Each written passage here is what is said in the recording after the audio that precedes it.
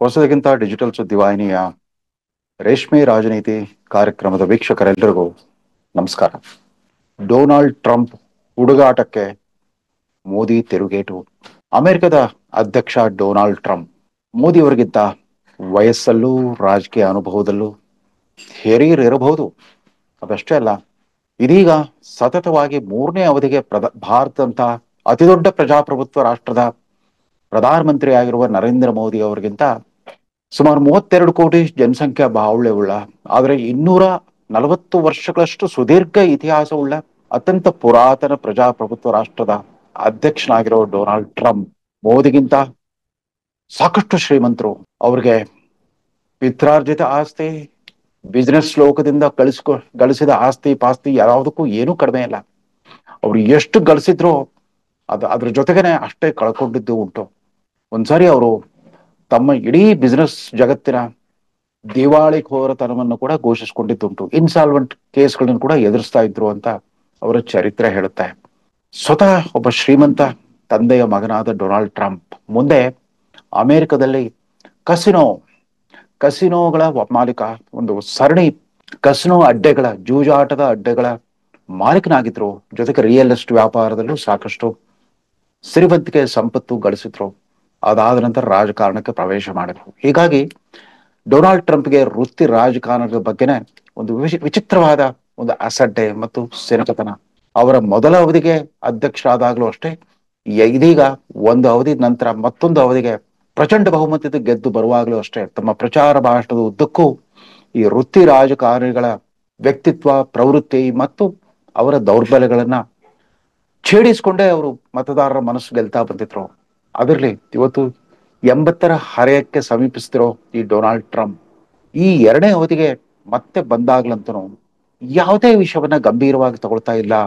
ಎಲ್ಲದಕ್ಕೂ ಒಂದು ವ್ಯಂಗ್ಯ, ವಿಡಂಬನೆ, ಹಗುರವಾದ ಮಾತು, ಹೆಚ್ಚು ಕಡಿಮೆ ಉಡಾಫೆ ಅನ್ನುವಷ್ಟು ಹಗುರವಾದ ಮಾತುಗಳು ಅವರಿಂದ ಬರ್ತಾ ಇದ್ದಾವೆ. ಅದರಲ್ಲಿ ಇದೀಗ ಡೊನಾಲ್ಡ್ ಟ್ರಂಪ್ ಮತ್ತು ನರೇಂದ್ರ ಮೋದಿ ಅವರ ಸುಪ್ರಸಿದ್ಧ ವ್ಯಕ್ತಿಗತ ಮಟ್ಟದ ಸ್ನೇಹ ಮತ್ತು ಮೈತ್ರಿಯನ್ನ ಬಲ್ಲ ಭಾರತೀಯರಿಗೆಲ್ರಿಗೂ ಕೂಡ ಅವರ ಇತ್ತೀಚಿನ ನಡವಳಿಕೆ, ಅದರಲ್ಲೂ ಆಪರೇಷನ್ ಸಿಂಧೂರ, ಅದಕ್ಕೆ ಹಠಾತ್ ಕದನ ವಿರಾಮ ಘೋಷ ಸಂದರ್ಭದಲ್ಲಿ ಡೊನಾಲ್ಡ್ ಟ್ರಂಪ್ ವರ್ತಿಸ್ತಿರೋ ರೀತಿ ಭಾರತೀಯರೆಲ್ಲರಿಗೂ ಕೂಡ ಸಾಕಷ್ಟು ಕಸಿವಿಸಿಯನ್ನು ಉಂಟು ಮಾಡ್ತಾ ಇದೆ. ಮೋದಿಯ ಬೆಂಬಲಿಗರು ಕೂಡ ಸಾಕಷ್ಟು ಮುಜುಗರವನ್ನ ತಂದಿದೆ. ಸ್ವತಃ ಮೋದಿಯವ್ರಿಗೂ ಕೂಡ ಸಾಕಷ್ಟು ಮುಜುಗರ ಉಂಟು ಮಾಡಿರಬಹುದು. ಅವತ್ತು ಶನಿವಾರ ಮೇ 10ರಂದು ಇನ್ನೇನು ಸಂಜೆ ಅಧಿಕೃತವಾಗಿ ಪ್ರಕಟಣೆ ಬರಬೇಕಾಗಿತ್ತು ಭಾರತ ಸರ್ಕಾರದಿಂದ ಅಥವಾ ಪಾಕಿಸ್ತಾನ ಸರ್ಕಾರದಿಂದ. ನಾವು ಯುದ್ಧ ನಿಲ್ಲಿಸ್ತಾ ಇದ್ದೀವಿ, ಕದನ ವಿರಾಮಕ್ಕೆ ನಮ್ಮ ಮಿಲಿಟರಿ ಮುಖ್ಯಾಧಿಕಾರಿಗಳು, ಮಿಲಿಟರಿ ಕಾರ್ಯಾಚರಣೆ ಮುಖ್ಯಸ್ಥರಿಬ್ರು ಪರಸ್ಪರ ಮಾತುಕತೆಗಳ ಮೂಲಕ ಒಪ್ಪಿಗೆ ಕೊಟ್ಟಿದ್ದಾರೆ ಅಂತ ಹೇಳ್ಬೇಕಾಗಿತ್ತು. ಅದಕ್ಕೂ ಮೊದಲನೇ ಯಾವುದೋ ಒಂದು ಖಾಸಗಿ ಟಿವಿ ಚಾನೆಲ್ ಆಂಕರ್ಗಳ ಹಾಗೆ ತಾವೇ ದಿಢೀರ್ನೆ ಕಾಣಿಸ್ಕೊಂಡ್ಬಿಟ್ರು. ಸೋಷಿಯಲ್ ಮೀಡಿಯಾ ಮೂಲಕ ಇಡೀ ಜಗತ್ತಿಗೆ ಒಂದು ಘೋಷಣೆ ಮಾಡಿಬಿಟ್ರು ಡೊನಾಲ್ಡ್ ಟ್ರಂಪ್, ನನ್ನ ವಿಶಿಷ್ಟ ಪ್ರಯತ್ನದಿಂದಾಗಿ ಹಲವು ರಾತ್ರಿಗಳ, ಕಳೆದ 2-3 ದಿನಗಳ ರಾತ್ರಿ ಇಡೀ ನಡೆಸಿದ ನಮ್ಮ ಪ್ರಯತ್ನಗಳ ಫಲವಾಗಿ, ನಿರಂತರ ಸಮಾಲೋಚನೆಗಳ ಫಲವಾಗಿ ಭಾರತ ಮತ್ತು ಪಾಕಿಸ್ತಾನ ಎರಡೂ ಕೂಡ ಯುದ್ಧ ವಿರಾಮ ಒಪ್ಪಂದಕ್ಕೆ ಅನುಮೋದನೆ ಕೊಟ್ಟಿವೆ. ಇದು ನನಗೆ ತುಂಬಾ ಸಂತೋಷವನ್ನು ಉಂಟು ಮಾಡಿದೆ. ಭಾರತ ಮತ್ತು ಪಾಕಿಸ್ತಾನದ ನಾಯಕತ್ವ ಇಬ್ರು ಕೂಡ ಅತ್ಯಂತ ಪ್ರಚಂಡವಾದ ವ್ಯವಹಾರ ಜ್ಞಾನ ಮತ್ತು ಪ್ರಬುದ್ಧತೆಯನ್ನು ಪ್ರದರ್ಶಿಸಿ ಈ ತೀರ್ಮಾನ ಕೈಗೊಂಡಿದ್ದಾರೆ ಅಂತ ಘೋಷಣೆ ಮಾಡಿಬಿಟ್ರು. ಭಾರತೀಯರೆಲ್ಲರಿಗೂ ಆಶ್ಚರ್ಯ ಆಗೋಗ್ಬಿಡ್ತು. ಸುಮಾರು ಸಂಜೆ 4:45 ಬಂದ ಈ ಟ್ರಂಪ್ರ ಹಠಾತ್ ಘೋಷಣೆ, ಅದು ಸೋಷಿಯಲ್ ಮೀಡಿಯಾದಲ್ಲಿ ಯಾರೋ ಎಳೆ ವಯಸ್ಸಿನ ಕೆಲವು ಕೋರಿಕೆಗಳು ಹಾಕ್ತಾ ಇರ್ತಾರೆ, ಆ ರೀತಿ ತಮ್ಮ ಪೋಸ್ಟ್ ಮಾಡ್ಬಿಟ್ರು, ಸೋಷಿಯಲ್ ಮೀಡಿಯಾದಲ್ಲಿ ಪೋಸ್ಟ್ ಮಾಡ್ಬಿಟ್ರು ಡೊನಾಲ್ಡ್ ಟ್ರಂಪ್. ಅದಾದ ನಂತರ ಭಾರತದ ವಿದೇಶಾಂಗ ಕಾರ್ಯದರ್ಶಿ ದಿಢೀರ್ನೆ ಕಾಣಿಸ್ಕೊಂಡ್ಬಿಟ್ಟು ತುರ್ತು ಪತ್ರಿಕಾಗೋಷ್ಠಿ ನಡೆಸ್ಬಿಟ್ಟು ಭಾರತ ಸರ್ಕಾರದ ವತಿಯಿಂದ ಅಧಿಕೃತ ಘೋಷಣೆ ಮಾಡಬೇಕಾಗಿತ್ತು. ಆ ಅನಿವಾರ್ಯತೆ ಸೃಷ್ಟಿಯಾಯ್ತು.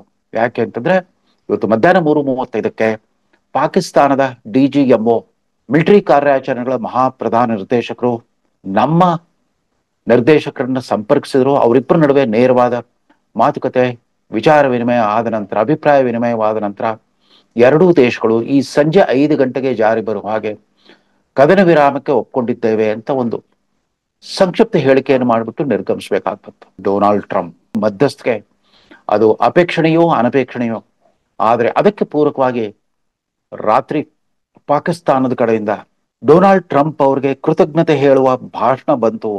ಆ ಭಾಷಣ ಮಾಡಿದ್ದು ಪಾಕಿಸ್ತಾನದ ಪ್ರಧಾನಮಂತ್ರಿ ಶಹಬಾಜ್ ಶರೀಫ್ ಅವರು. ರಾತ್ರಿ 11ವರೆಗೆ ಇದ್ದಕ್ಕಿದ್ದಂತೆ ಅವರ ಅಧಿಕೃತ ಟಿವಿ ವಾಹಿನಿಯಲ್ಲಿ ಕಾಣಿಸ್ಕೊಂಡ್ಬಿಟ್ಟು, ಸರ್ಕಾರಿ ಟಿವಿ ವಾಹಿನಿಯಲ್ಲಿ ಕಾಣಿಸ್ಕೊಂಡ್ಬಿಟ್ಟು ಇಡೀ ಒಂದು ವಿಜಯೋತ್ಸವನ್ನೇ ಆಚರಿಸ್ಬಿಟ್ರು, ಸಂಭ್ರಮಾಚರಣೆ ಮಾಡಿದ್ರು. ತಾವು ಗೆದ್ದೇ ಬಿಟ್ಟಿದ್ದೇವೆ, ಭಾರತವನ್ನ ಬಗ್ಗು ಬಡಿದಿದ್ದೇವೆ, ಭಾರತದ ನಾಯಕತ್ವ ಮಂಡಿಯೂರಿ ನಮಗೆ ಬೇಡ್ಕೊಳ್ತು, ಅಯ್ಯೋ ದಯವಿಟ್ಟು ಯುದ್ಧ ಸಾಕು, ಕದನ ವಿರಾಮಕ್ಕೆ ಒಪ್ಕೊಳ್ಳಿ ಅಂತ ಅವ್ರು ಕೇಳ್ಕೊಂಡ್ರು. ಆಮೇಲೆ ಇದರಲ್ಲಿ ನಮ್ಗೆಲ್ಲ ಸಾಕಷ್ಟು ಸ್ವಯಂ ಪ್ರೇರಿತವಾಗಿ ಮಧ್ಯಸ್ಥಿಕೆ ವಹಿಸಿ ಸಹಾಯ ಮಾಡಿದ ಅಮೆರಿಕದ ಅಧ್ಯಕ್ಷ ಡೊನಾಲ್ಡ್ ಟ್ರಂಪ್ ಅವ್ರಿಗೆ ನಾವು ಕೃತಜ್ಞತೆ ಸಲ್ಲಿಸ್ತೇವೆ ಅಂತ ಹೇಳ್ಬಿಟ್ರು.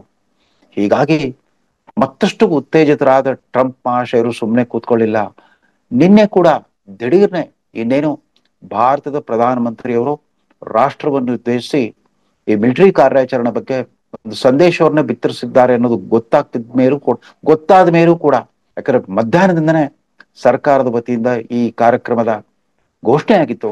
ಸಂಜೆ 8 ಗಂಟೆಗೆ ನರೇಂದ್ರ ಮೋದಿ ಅವರು ರಾಷ್ಟ್ರವನ್ನು ಉದ್ದೇಶಿಸಿ ಭಾಷಣ ಮಾಡಲಿದ್ದಾರೆ ಅಂತ ಗೊತ್ತಿದ್ದು ಮತ್ತೊಂದು ತಮ್ಮ ಟ್ರೂತ್, ಮೊದಲು ಎಕ್ಸ್ ಅಂತ ಇದ್ರು, ಟ್ರೂತ್ ಅನ್ನೋ ಒಂದು ಸೋಷಿಯಲ್ ಮೀಡಿಯಾ ಖಾತೆಯಲ್ಲಿ ಒಂದು ಹೇಳಿಕೆಯನ್ನು ಬಿಡುಗಡೆ ಮಾಡಿದ್ರು ಟ್ರಂಪ್ ಮಹಾಶಯರು.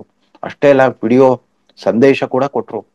ಮತ್ತೆ ಅವ್ರು ಹೇಳ್ಕೊಂಡಿದ್ದೇನು ಅಂತಂದ್ರೆ, ನಮ್ಮ ನಾವು ಶತಾಯಗತಾಯ ಹಗಲು ರಾತ್ರಿ ಅಂದ್ರೆ ಪ್ರಯತ್ನ ಮಾಡ್ಬಿಟ್ಟು ಸಾಕಷ್ಟು ಪರಿಶ್ರಮ ಪಟ್ಬಿಟ್ಟು ಎರಡು ಪ್ರಬಲ ನ್ಯೂಕ್ಲಿಯರ್ ರಾಷ್ಟ್ರಗಳ ನಡುವೆ ನಡೆಯಬಹುದಾಗಿತ್ತ ಅಣ್ವಸ್ತ್ರ ಯುದ್ಧವನ್ನ ತಪ್ಪಿಸಿದ್ದೇವೆ. ಇಡೀ ಮಾನವ ಕುಲಕ್ಕೆ ಕಂಟಕವಾಗಬಹುದಾಗಿದ್ದ ಒಂದು ದೊಡ್ಡ ಅನಾಹುತವನ್ನ ತಪ್ಪಿಸುತ್ತೇವೆ. ಅದಷ್ಟೇ ಅಲ್ಲ, ಅವರಿಬ್ಬರಿಗೂ ನಾವು ತಿಳಿ ಹೇಳಿದ್ವಿ, ನಿಮ್ಮಿಬ್ಬರ ಜೊತೆಗೆ ಅಮೆರಿಕ ವ್ಯಾಪಾರಿ ಸಂಬಂಧ ಮುಂದುವರಿಸಬೇಕು ಅಂತಂದ್ರೆ, ನಿಮ್ ಜೊತೆಗೆ ನಾವು ಟ್ರೇಡ್ ಮಾಡಬೇಕು ಅಂತಂದ್ರೆ ನೀವು ತಕ್ಷಣವೇ ಯುದ್ಧವನ್ನ ನಿಲ್ಲಿಸ್ಬೇಕು, ಕದನ ವಿರಾಮಕ್ಕೆ ಒಪ್ಕೊಳ್ಬೇಕು ಅಂತ ಹೇಳಿದ್ರಿಂದ ನಮ್ಮ ಪ್ರಯತ್ನ ಯಶಸ್ವಿ ಆಗಿದೆ. ಎರಡೂ ರಾಷ್ಟ್ರಗಳ ಪ್ರಮುಖರನ್ನ ಅದನ್ನ ಹೃತ್ಪೂರ್ವಕವಾಗಿ ಅಭಿನಂದಿಸ್ತೇನೆ ಅಂತ ಅನಾವಶ್ಯಕವಾಗಿ ಮತ್ತೊಮ್ಮೆ ಮೂಗು ತೋರಿಸ್ಬಿಟ್ಟು ಈ ಸಂದೇಶವನ್ನು ಬಿತ್ತರಿಸಿದ್ರು ಟ್ರಂಪ್. ಇದು ಹುಡುಗಾಟವೋ ಅಥವಾ ಬುದ್ಧಿಪೂರ್ವಕವಾದ ಒಂದು ಕುಚೋದ್ಯವೋ ಇವತ್ತಿಗೂ ಅರ್ಥವಾಗ್ತಾ ಇಲ್ಲ. ಅಮೆರಿಕ ಸರ್ಕಾರದ, ಅದರಲ್ಲಿ ನೇರವಾಗಿ ಅಮೆರಿಕದ ಅಧ್ಯಕ್ಷ ಡೊನಾಲ್ಡ್ ಟ್ರಂಪ್ ಅವರ ವ್ಯಕ್ತಿಗತ ಮಧ್ಯಸ್ಥಿಕೆಯ ಕಾರಣದಿಂದ ಇದಾಯ್ತಾ, ಅಥವಾ ಭಾರತ ಮತ್ತು ಪಾಕಿಸ್ತಾನಗಳ ಸೇನಾ ಕಾರ್ಯಾಚರಣೆ ಮುಖ್ಯಸ್ಥರು ನಡೆಸಿದ ನೇರ ಸಂವಾದದಿಂದ ಇದು ಸಾಧ್ಯವಾಯ್ತಾ? ಭಾರತ ಸರ್ಕಾರದಿಂದ ಸ್ಪಷ್ಟ ಸಮಜಾಯಿಷೆಯನ್ನ ನಿರೀಕ್ಷಿಸ್ತಾ ಇದ್ದಾರೆ ಭಾರತೀಯರು. ಅದರಲ್ಲಿ ನಿನ್ನೆ ರಾತ್ರಿ ತಮ್ಮ ವಿದ್ಯುಕ್ತ ಭಾಷಣದಲ್ಲಿ ಪ್ರಧಾನಮಂತ್ರಿ ನರೇಂದ್ರ ಮೋದಿ ಅವರು ಯಾವುದೇ ಮುಚ್ಚು ಮರೆ ಇಲ್ಲದೆ ಕೇವಲ ತಮ್ಮ ಪ್ರತಿಪಕ್ಷಗಳ ನಾಯಕರಿಗೆ ಅಷ್ಟೇ ಅಲ್ಲ, ಭಾರತೀಯರು ಎಲ್ರಿಗೂ ಅಷ್ಟೇ ಅಲ್ಲ, ಪಾಕಿಸ್ತಾನ ಸರ್ಕಾರಕ್ಕೆ ಮಾತ್ರವಲ್ಲ, ಇಡೀ ಜಗತ್ತಿನ ನಾಯಕತ್ವಕ್ಕೆ ಭಾರತದ ಹಾಲಿ ನಿಲುವನ್ನ ಪ್ರಕಟಿಸ್ಬಿಟ್ರು. ಇದೇ ಮೊದಲ ಬಾರಿಗೆ ಭಾರತದ ವಿದೇಶಾಂಗ ನೀತಿ ಮತ್ತು ರಕ್ಷಣಾ ನೀತಿಗೆ ಒಂದು ಹೊಸ ತಿರುವನ್ನು ಕೊಟ್ಟರು ನರೇಂದ್ರ ಮೋದಿ ಅವರು. ಅವ್ರು ಹೇಳಿದ್ರಲ್ಲ, ನೀವು ಯುದ್ಧ ನಿಲ್ಲಿಸಿದ್ರೆ ನಾನು ನಿಮ್ ಜೊತೆಗೆ ವ್ಯಾಪಾರ ಮಾಡಲ್ಲ ಅಂತ, ನೀವು ಪರಸ್ಪರ ಸೌಹಾರ್ದಯುತವಾಗಿ ಮಾತುಕತೆ ನಡೆಸ್ತಾ ಇದ್ರೆ ನಾವು ನಿಮ್ ಜೊತೆಗೆ ವ್ಯಾಪಾರ ಮಾಡಲ್ಲ ಅಂತ ಇತ್ಯಾದಿ ಹೇಳಿದ್ರು. ಜೊತೆಗೆ ಅಣುಯುದ್ಧ ಆಗೋಗ್ಬಿಡುತ್ತೆ ಅಂತ, ಅಣ್ವಸ್ತ್ರ ಯುದ್ಧ ಆಗೋಗ್ಬಿಡುತ್ತೆ ಅನ್ನೋ ಒಂದು ಸೂಕ್ಷ್ಮ ಪರೋಕ್ಷವಾದ ಒಂದು ಬ್ಲಾಕ್ ಮೇಲ್ ಸಂದೇಶ ಕೂಡ ಇತ್ತು. ಮೋದಿ ಅವರು ಸ್ಪಷ್ಟವಾಗಿ ಹೇಳ್ಬಿಟ್ರು, ಭಾರತ ಈ ತರದ ನ್ಯೂಕ್ಲಿಯರ್ ಬ್ಲಾಕ್ ಮೇಲ್ಗಳಿಗೆ ಬಗ್ಗೋದಿಲ್ಲ, ಅದನ್ನ ಹೇಗೆ ಎದುರಿಸ್ಬೇಕು ಅನ್ನೋದು ನಮಗ್ ಗೊತ್ತು. ಜೊತೆಗೆ ಎಲ್ಲಿ ಟೆರರಿಸಂ ಇರುತ್ತೋ ಅಲ್ಲಿ ಟ್ರೇಡ್ ಸಾಧ್ಯವಿಲ್ಲ, ಎಲ್ಲಿ ಟೆರರಿಸಂ ಇರುತ್ತೋ ಅಲ್ಲಿ ಟಾಕ್ ಸಾಧ್ಯ ಇಲ್ಲ, ಜೊತೆಗೆ ರಕ್ತ ಮತ್ತು ನೀರು ಒಟ್ಟೊಟ್ಟಿಗೆ ಹರಿಯಲಿಕ್ಕೆ ಸಾಧ್ಯವಿಲ್ಲ ಅನ್ನೋದನ್ನ ಸ್ಪಷ್ಟವಾಗಿ ಹೇಳ್ಬಿಟ್ರು. ಅಂದ್ರೆ ಟುಡೇಸ್ ಇಂಡಿಯಾ ಆಜ್ ಕಿ ಭಾರತ್ ಅಂತ, ನಯಾ ಇಂಡಿಯಾ ಅಂತ ಮೋದಿ ಅವರು ಏನ್ ಹೇಳ್ತಾ ಇದ್ದಾರೆ. ವರ್ತಮಾನ ಕಾಲದ ಭಾರತ ಈ ತರದ ವಿದೇಶಿ ಹಸ್ತಕ್ಷೇಪಕ್ಕೆ ಅಥವಾ ಒತ್ತಡಕ್ಕೆ ಮಣಿಯೋದಿಲ್ಲ. ಎಲ್ಲಿವರೆಗೂ ಭಯೋತ್ಪಾದನೆ ಇರುತ್ತೋ ಅಲ್ಲಿವರೆಗೂ ಮಾತುಕತೆ ಅಸಾಧ್ಯ, ಭಯೋತ್ಪಾದನೆ ಇದ್ದಲ್ಲಿ ಸಮಾಲೋಚನೆ ಸಾಧ್ಯ ಇಲ್ಲ, ಭಯೋತ್ಪಾದನೆ ಇದ್ದಲ್ಲಿ ವಾಣಿಜ್ಯ ವ್ಯಾಪಾರ ಸಾಧ್ಯವಿಲ್ಲ. ಜೊತೆಗೆ ಎಲ್ಲಿವರೆಗೂ ರಕ್ತ ಹರಿಸ್ತಾ ಇರ್ತಾರೋ ಪಾಕಿಸ್ತಾನಿ ಸೈನಿಕರು ಮತ್ತು ಭಯೋತ್ಪಾದಕರು, ಅಲ್ಲಿವರೆಗೂ ಸಿಂಧೂ ನದಿ ನೀರು ಹರಿಯೋಕ್ ಸಾಧ್ಯ ಇಲ್ಲ, ರಕ್ತ ಮತ್ತು ನೀರು ಒಟ್ಟೊಟ್ಟಿಗೆ ಹರಿಯೋದು ಸಾಧ್ಯವಿಲ್ಲ ಅನ್ನೋ ಸಂದೇಶವನ್ನ ಯಾವುದೇ ಅನುಮಾನಕ್ಕಾಸ್ಪದವಿಲ್ಲದಂತೆ ಬಿತ್ತರಿಸ್ಬಿಟ್ಟಿದ್ದಾರೆ. ಇದಕ್ಕಿಂತ ಕಟುವಾಗಿ ಈ ಟ್ರಂಪ್ ಮಹಾಶಯರ ಹುಡುಗಾಟಕ್ಕೆ ತಿರುಗೇಟು ಕೊಡೋದು ಸಾಧ್ಯವೇ ಇರಲಿಲ್ಲ. ಇನ್ಯಾವುದೇ ದೇಶದ ಮುಖ್ಯಸ್ಥನಿಂದ ಸಾಧ್ಯವಾಗದ ಒಂದು ಅಗಾಧವಾದ ಧೈರ್ಯ ಮತ್ತು ಗಟ್ಟಿ ಸಂಕಲ್ಪವನ್ನ ಬಿತ್ತರಿಸಿ ಭಾರತದ ಮಾನ ಕಾಪಾಡಿದ್ದಾರೆ ನಮ್ಮ ಪ್ರಧಾನಮಂತ್ರಿಗಳು. ಅದಕ್ಕಾಗಿ ಅವರಿಗೆ ಅಭಿನಂದಿಸ್ತಾ, ಜೊತೆಗೆ ತಮ್ಮ ಪರಮಾಪ್ತ ಮಿತ್ರ ಅಧ್ಯಕ್ಷ ಡೊನಾಲ್ಡ್ ಟ್ರಂಪ್ ರವರು ತಮ್ಮ ಉಡಾಫೆ ಮತ್ತು ಹುಡುಗಾಟದ ಬದಲು ಒಂದಷ್ಟು ಘನತೆ, ಗೌರವ, ಗಾಂಭೀರ್ಯ ಬರೋ ರೀತಿಯಲ್ಲಿ ವರ್ತಿಸ್ಬೇಕು ಅಂತ ಸ್ವತಃ ಮೋದಿ ಅವರೇ ಅವ್ರನ್ನ ತಿದ್ದಿದ್ರೆ ಒಳ್ಳೇದಾಗತ್ತೆ. ಇಂಥ ಪ್ರಯತ್ನವನ್ನ ನಮ್ಮ ಪ್ರಧಾನಮಂತ್ರಿ ಅವರು ಮಾಡ್ತಾರೆ ಅನ್ನೋ ವಿಶ್ವಾಸವನ್ನು ವ್ಯಕ್ತಪಡಿಸ್ತಾ ಈ ಸಂಚಿಕೆಯನ್ನು ಮುಗಿಸ್ತಾ ಇದ್ದೇನೆ. ನಮಸ್ಕಾರ.